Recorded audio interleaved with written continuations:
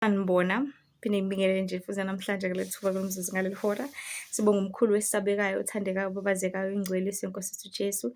Bese nje ukudlulisa amazwi amafishane kakhulu ngalesi sikhathi ukuthi qaphela kunemimoya ekholayo egijimisayo. Yabo into ezokufosa, ezokuqhuba, ezokwenza ukuthi into yenze manje.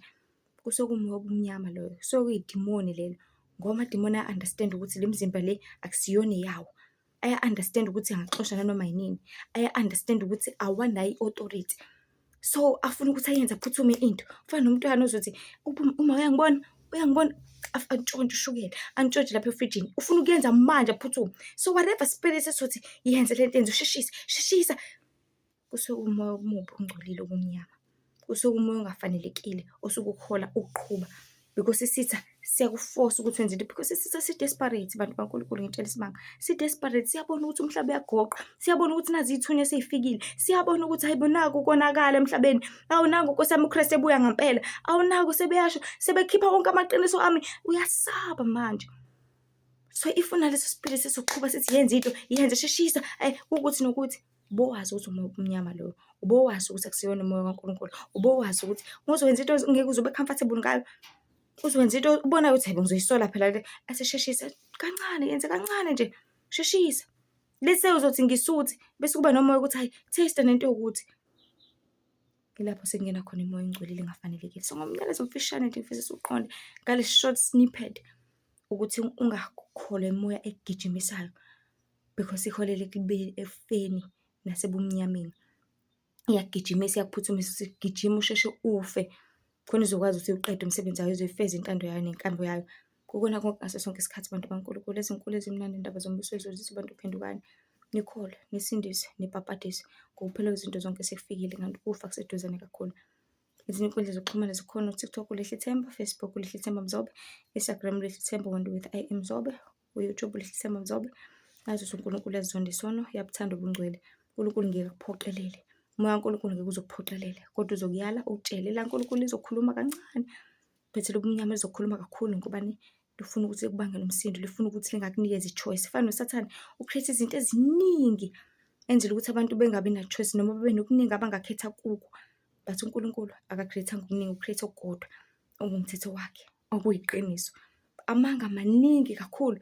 Ukubona mhlawumbe ethi late emsebenzini uthi ngizothini ngilate ngeke ngize ngikwazi ngizothini ngisasendlini ngizovela ngithi ingane iyagula ngizovela ngithi awuthi ngayi emsebenzini. Amanga azoba maningi kakhulu but kaNkulunkulu kukodwa iqiniso qha.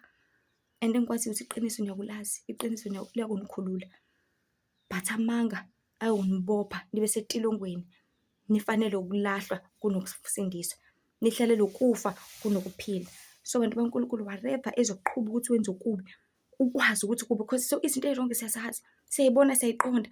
Mawuholeleki ekutheni ukwenza into errong, mawuholeleki ekutheni wenza ubumnyama, mawuholeleki ekutheni wenza ongafanelekile, kodwa holeleki ekutheni wenza ukulunga, ulungise izindlela zakho, ulungise kona konke, uphilela inkosi. Inkosi ibe nani nibusise, inihlenge nisindise. Hlale nazi khona ezinye inkundla zokuxhumana, hlale nazi uNkulunkulu ezizonda isona yabuthanda ubungcwele, hlale nazi ukuthi izinkulu ezimnandi indaba zombuso wezulu zithi bantu phendukani.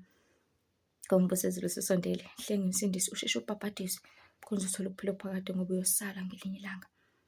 So lo moya ongcolile okholayo, okugijimisayo, oqhubayo, ngoba uyasaba. Ngoba uyazi ukuthi akumele ube lapho. Ngoba uyazi ukuthi akumele wenze leyo nto leyo. So masiqaphele, sigawule sibheke, sivule namehlo. Inkosi ibe nani nibusise manje uzephatha. Amen. Baba wethu uhlale ekhaya ezulwini seNkosi yethu Jesu. Sonile Baba ngaphambuso bakho. Asenzanga kahle siqothwe emoya engcolile, emoya enkanuko, ukuthanda izinto, ukuthanda imali, ukuthanda ukudla, uthanda konke okubi. Jehova ungeza kwasiza ngalutho ukususa ebukhoneni bakho Jehova futhi usenze silahlwe. Siyacela Nkosi ukuthi sipho ukuqonda, sipho ukuhlakanipha, sipho ukuholela Nkosi ekulungeni, siphilele wena, sifuna umbuso wezulu. Siyaphenduka Baba engcwele, sicela sipho amandla, sipho ukuqina, siku-understand, siqonde, sazi ukuthi uyasithanda, sibekela bese nathi siyazithanda, siphinde sikuthande ngokwenza intando yakho nemiyalo yakho Nkosi. Mihla ukuphila kwethu manje uzephathe. Amen.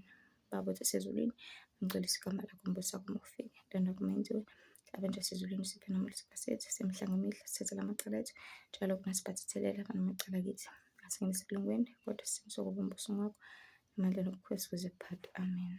Kwasibe nani mbusisi ngithandekayo elihle lingcwele babazekayo igama lenkosi Jesu manje kuzibe phakade.